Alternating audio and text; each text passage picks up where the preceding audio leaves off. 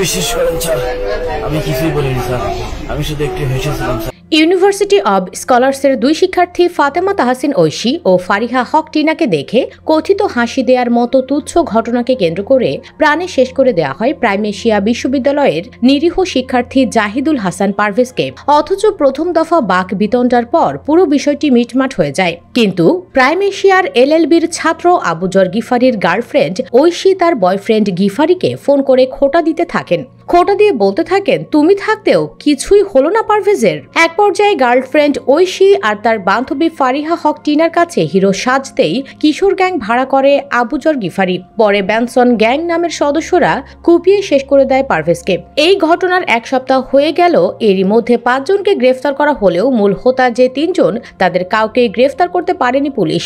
যে 2 নারী শিক্ষার্থীর প্ররোচনায় এই হত্যাকাণ্ড ঘটায় আবুজর গিফারি, সেই 2 ছাত্রী কিংবা গিফারি কাউকেই ধরতে পারেনি পুলিশ। বিষয়টি খুবই দুঃখের। এর ফলে প্রশ্ন উঠতে শুরু করেছে বাংলাদেশের গোয়েন্দা আর পুলিশ প্রশাসনের সক্ষমতা নিয়ে। এদিকে জাতীয়তাবাদী ছাত্র দলের বেসরকারি বিশ্ববিদ্যালয় শাখার সভাপতি মোহাম্মদ আবু হোরাইরা বলেছেন, ছাত্রদল নেতা জাহিদুল পারভেজ হত্যার 4 আসামিকে 72 ঘন্টার মধ্যে গ্রেফতার না করলে কঠোর আন্দোলন গড়ে তোলা হবে।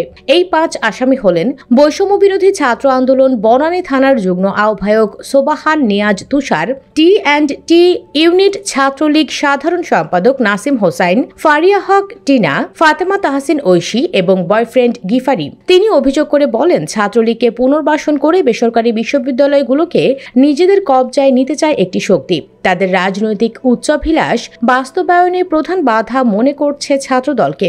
এ কারণে পরিকল্পিতভাবে প্রাইম এশিয়া বিশ্ববিদ্যালয়ের ছাত্রদল কর্মী পারভেজকে হত্যা করা হয়েছে।